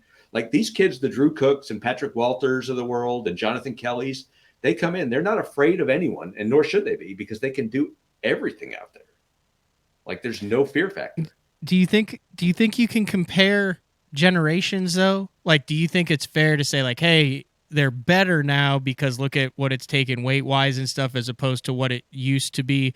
Or do you think it's a thing of, you know what I mean? Is that kind of like trying to compare like LeBron to MJ's era and like the scoring era of that? You can't compare a 1922 dead ball baseball hitter to Mike Trout. But I know what you're saying. As a whole, there's no learning curve. The learning curve has changed. It used to be if you were a rookie, like you didn't learn about the Demiki rig till you gotten your butt whipped 4 times by it.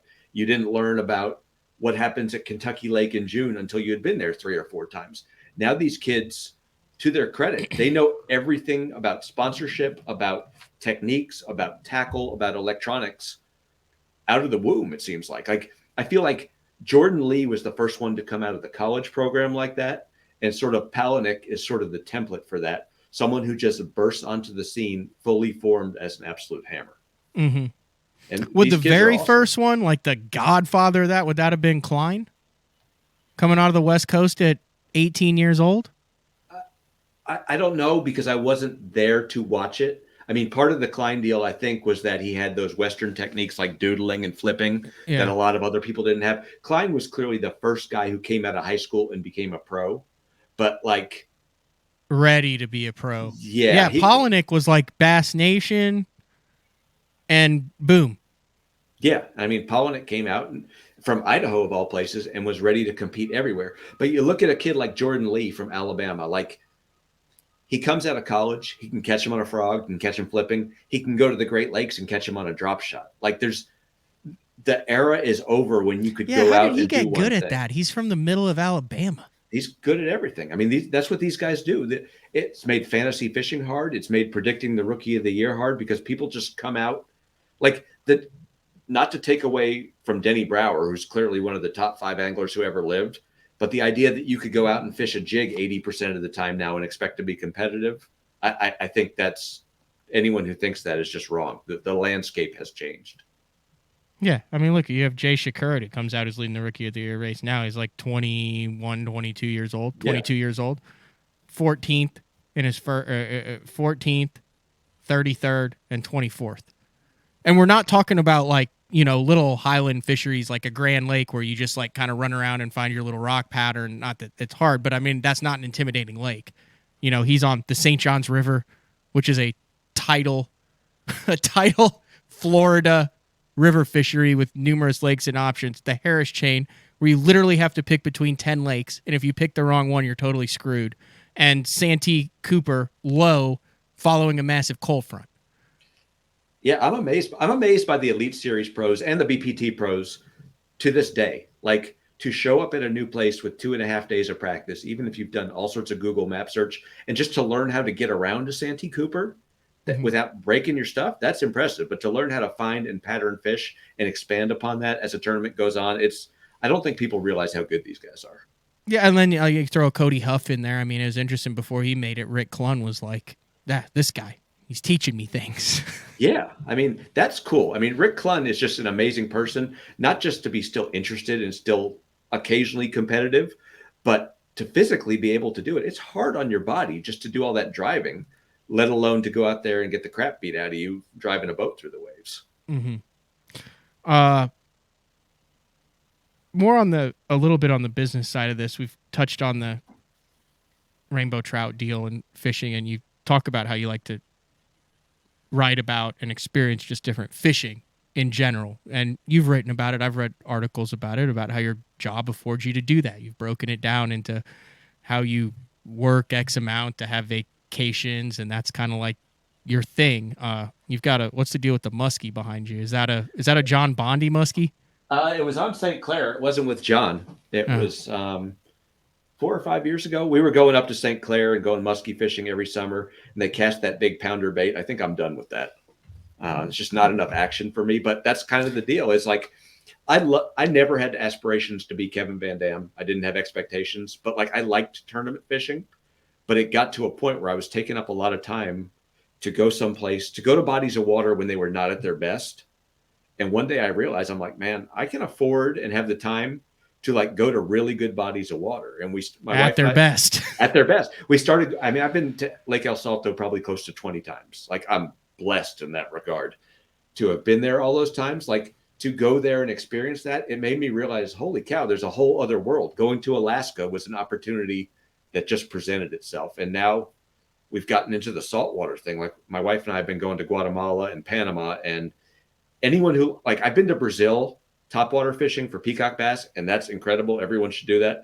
but to catch like an 80-pound yellowfin tuna on a popper, like it's the most amazing thing I've ever done. Like, honestly, running to the tuna, seeing them on our radar, birds diving on them, and What running. do you mean? Not sonar, radar. So the boat has radar, and he can go out to like 5 or 6 miles, and he sees all of a sudden 6 miles away birds diving on bait, and that means the tuna are there boiling up, and you just see acres of tuna.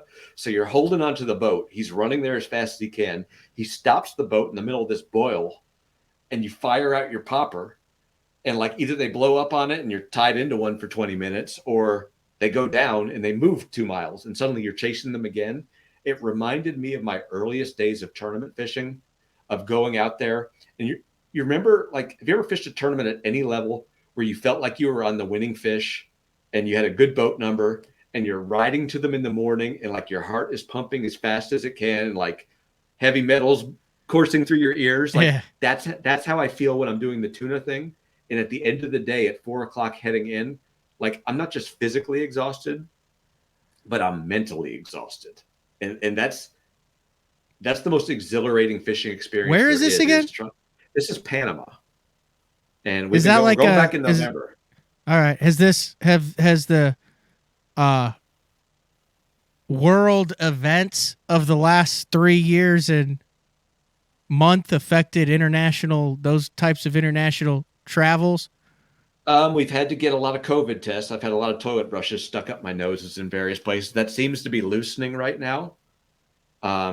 The last one I got was coming home from Guatemala in February. Went sail fishing. If anyone has not done that, to go to Guatemala, where you can expect to catch double-digit sailfish a day. That's like, if you have a wife or spouse or friend who doesn't like to fish but really likes high-end vacations, like, that's the ultimate to me. Who does it like that? I mean, yeah, I mean, like, for my 50th birthday, my parents, who are like, they're like the most bookish, non-outdoorsy people you can imagine. They're like, we want to take you on a trip for your 50th. And I'm like, well, I guess you won't want to go fishing. They're like, no, we'll go fishing. But I knew like it couldn't be a fishing trip. So we went to Guatemala, where they pick you up in the Mercedes Sprinter van, and like they have high-end shampoo and like 40-foot boat, and like they had the time of their life. And we've gone back twice now, and we're going again next February.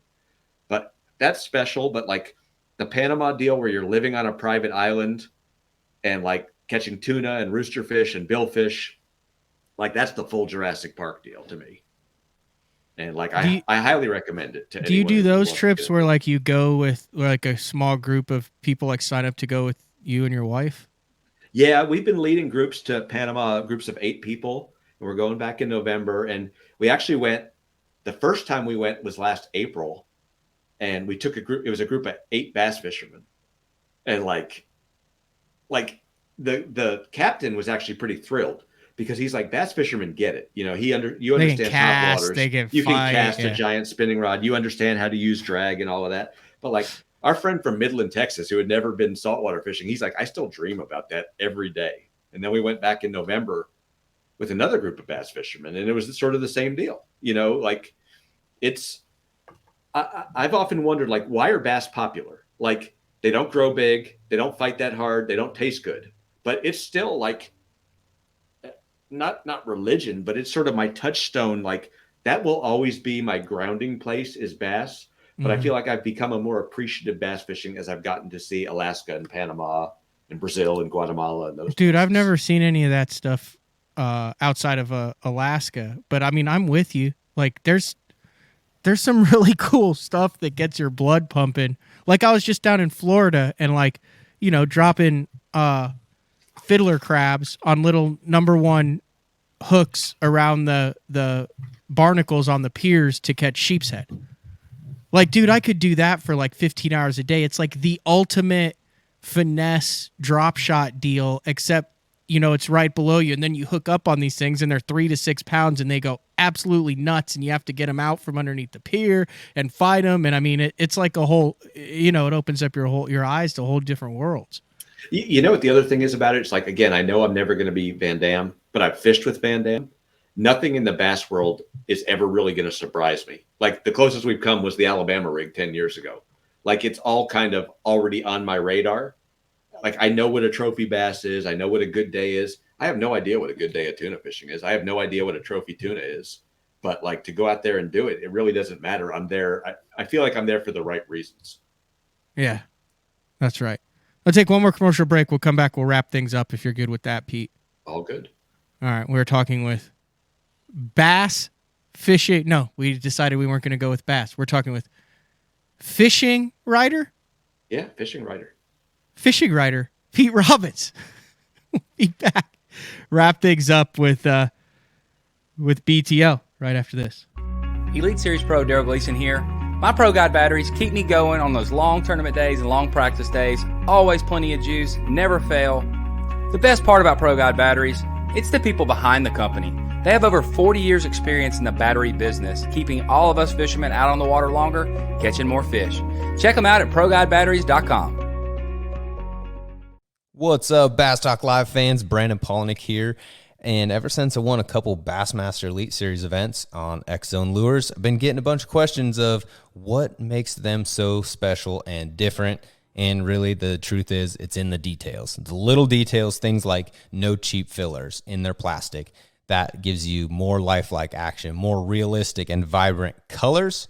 But don't just take my word for it. Go to www.xzonelures.com and check them out for yourself. Combining one of the most popular hook styles with Gamakatsu's beefier Superline offering, the Gamakatsu Superline Offset Round Bend delivers the strength necessary to target big fish in heavy cover. Well suited for braided line and heavier fluorocarbon, the Gamakatsu Superline Offset Round Bend is built using stronger Superline wire that allows anglers to easily fish a finesse worm around heavy cover. The round bend offers a larger bite area, perfect for any worm presentation, while increasing your hookup ratios. The newly enhanced Z-bend holds your plastics on the hook longer, reducing the number of pull-offs and reducing damage to plastics. Available in 2/0, 3/0, 4/0, and 5/0, this is the most durable worm hook, designed for heavier lines that hold your bait on longer.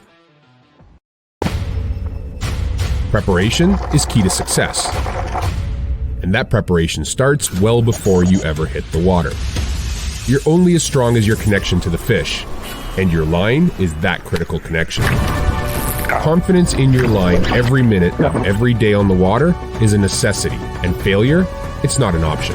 Sunline makes the fluorocarbon, nylon, and braided lines to give you the strength to guarantee your confidence. Vibrating jigs are a great choice for any time of year, and the Kamikaze Swim-On is a perfect match for any vibrating jig. Two sizes and the unique tail design gives it a bait fish profile and a great swimming action for realism. There are 17 colors. See them all at bigbitebaits.com. The Spro Little John crankbait has been around for almost 15 years, and it is one of my go-to crankbaits whenever I need a fish in the boat, so you can never have enough new colors.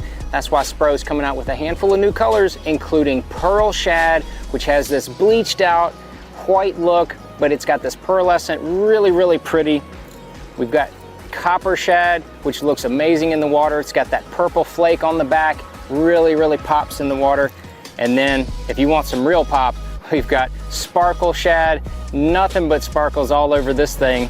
And then last but not least, we've got the matte Sexy Shad, just a really different looking color for a crankbait. So you want to give them a little different look, that matte Sexy Shad is definitely the one to go with. All these colors are available in the original Little John and the MD.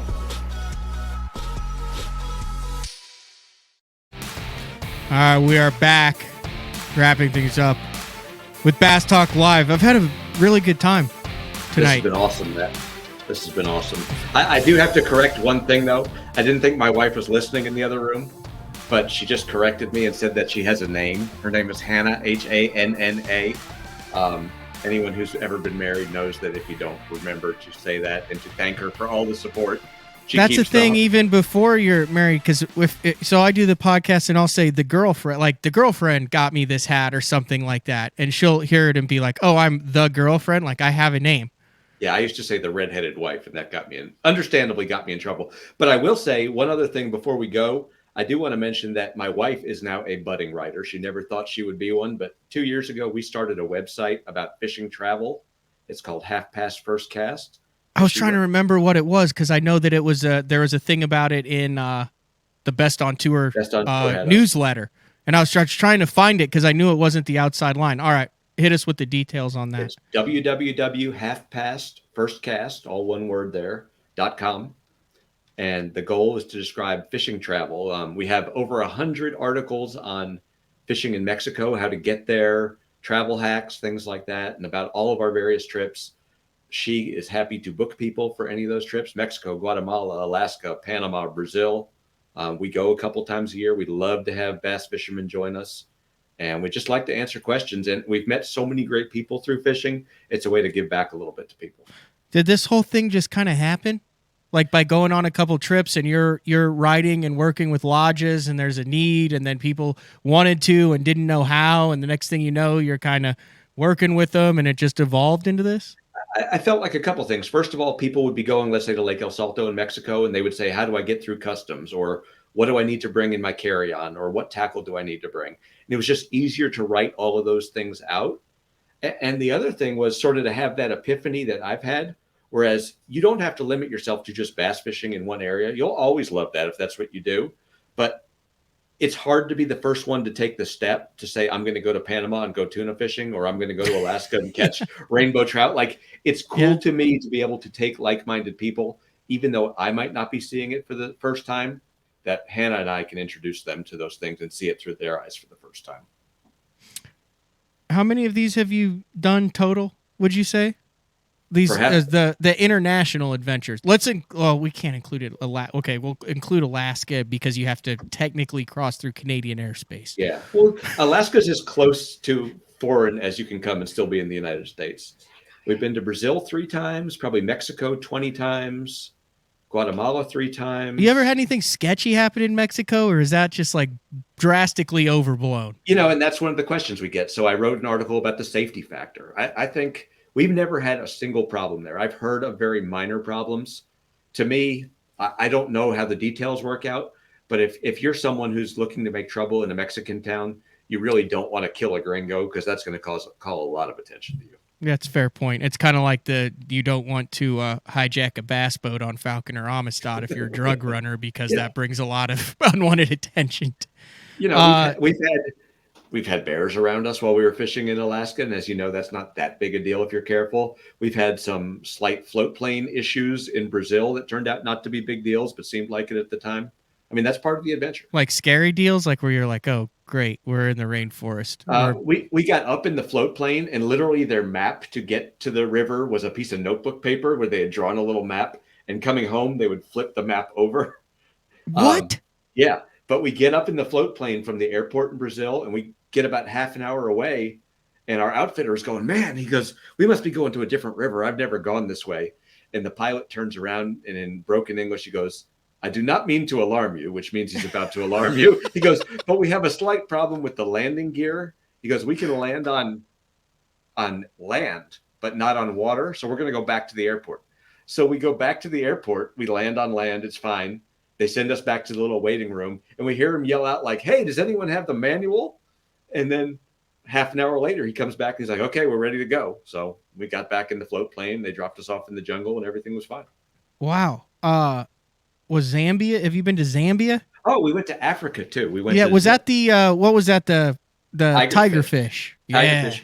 Anyone who ever gets the chance to go to Africa, we spent 3 weeks there. I could have spent months there. Like, the tigerfish were amazing, but even without the fishing, like every day you're in Africa, you see something like, hey, here's crocodiles eating an elephant. Here's, lions that just killed a Cape buffalo, and we're going to watch them for 2 hours. Like, it's National Geographic stuff every day.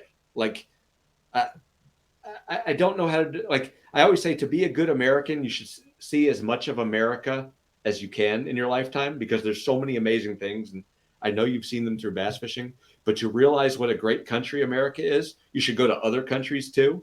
And you just get an appreciation for what we have here. And you also get an appreciation for things that you'll never see here. So, I mean, travel while you can. That's all I can say is traveling both to fish for bass and to fish internationally has made me a better and more fulfilled person.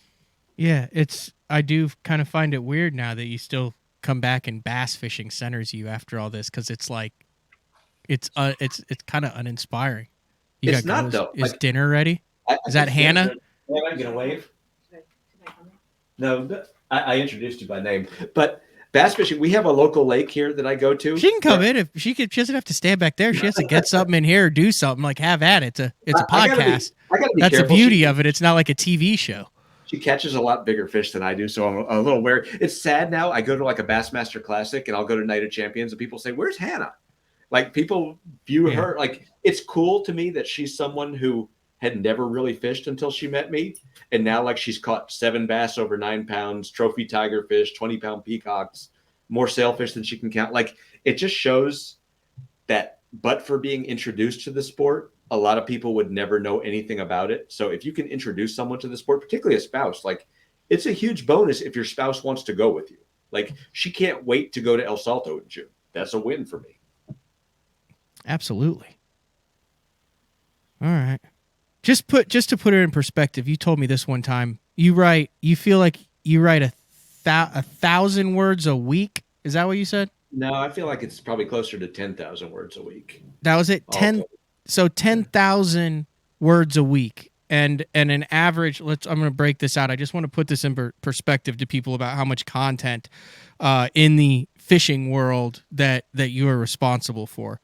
So if it's 10, this is dangerous that I'm doing this right now, but I'll try not to look like an idiot. So 10,000 words a week. Let's say you do that 40 weeks out of the year. Oh, I write something every day. Oh, you write something every day. So 10,000 words a week. So let's say 500,000 words a year. Yeah. That's like a couple books worth. 500,000 words a year. Yeah, that's what I was going with. That's millions and millions of words about fishing. You know what's funny though? Like, you know as well as I do, if someone has never fished before, they're like, how can you write that much? I'm like, how can you not? Like, there are places to go, techniques, people, personalities. Like, there's so much to write about. Like, yes, there are days I don't want to write, but there are also days when I can't wait for work to be over so I can sit down and crank out 5,000 words before I lose the energy. The thing that I like about BTL better than writing is I have to do BTL at a specific time every day. Writing, you have the deadline and it has to be in by then, or it has to be posted by then. So then, I mean, my human nature is to procrastinate on it. You're not a procrastinator. I know, like, hey, you call me, you do an article, boom, it's out, done. I have to. I mean, that's my schedule. Is I have a spreadsheet sitting here of things that have to be done this week, things that have to be done that day. And if they don't get done, if I fall behind the 8 ball, I'll never catch up. But I mean, it's really interesting. It's there isn't anything, because I get the same question. Well, how do you talk about bass fishing every morning for an hour and a half for 4 days out of the week and stuff? And you're like, I don't know. It happens. It seems organic. It seems easy. And like a lot of it's cyclical, man. And like Terry Battisti, the more I get to know him, the more I see the bass fishing archives, the more I talk to people like you and Ken Duke, guys who've been around it for a long time. It's kind of like this big giant wheel that keeps, evolving, and then there's like different technologies and different, but it's just cool how it all works and continues to work, and it's kind of the same thing with different players, and it's cool to be in that realm right now, watching it happen. It's endless, and I feel bad. I mean, you know what it's like to have a passion. I don't care what your passion is. It could be stamp collecting or Siamese cats, but like I feel bad for anyone who doesn't have a passion the way you and I have a passion about fishing. Yeah, that's to say, like, what's your thing? You have a thing. But everyone watching this show has a thing, unless you. It could be music. I guess you could have stumbled on this expecting for hot bass tips. Now you're 2.5 hours into a fishing podcast. You're listening about Takahiro Omori's fax machine. This isn't Bass Talk Live. But yeah, it's cool. And then also you get to spend your time around people who are living out their dreams. I say that all the time. I'm like, there's not that many people. Like, I mean, if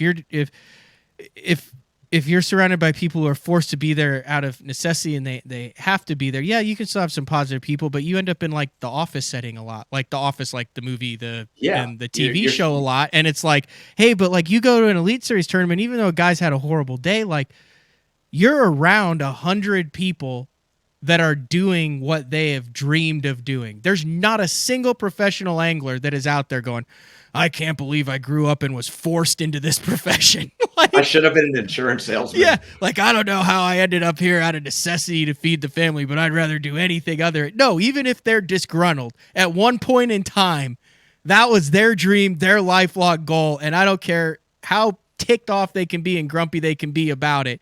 Deep down, they still know they're living out their dream. I agree. And they're the best in the world. Like I always say, you should try to be around people who are really good at something and hopefully better than you are, because you can't learn a whole lot from people who are bad at things. Mm-hmm. Yeah, and you are one of the best in the world at showing people the world of professional bass fishing and outdoor fishing and what you do, and greatly appreciated, Pete. Well, I appreciate it, Matt. I appreciate the compliment, and I hope people realize how much I love the sport and love everything about fishing. And I hope that comes through in my writing more than anything.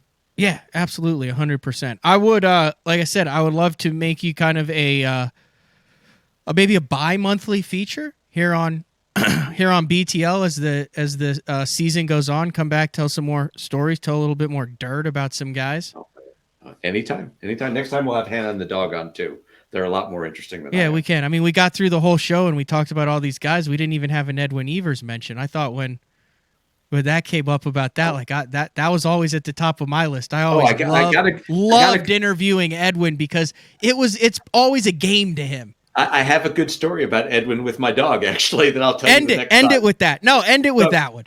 So the year that the pros were supposed to come to the Chesapeake Bay, Edwin calls me and he says, my farmhand is driving my boat across the country and I'm going to fly into Dulles Airport and pick it up. Is it safe to leave my boat at the Walmart next to Dulles Airport?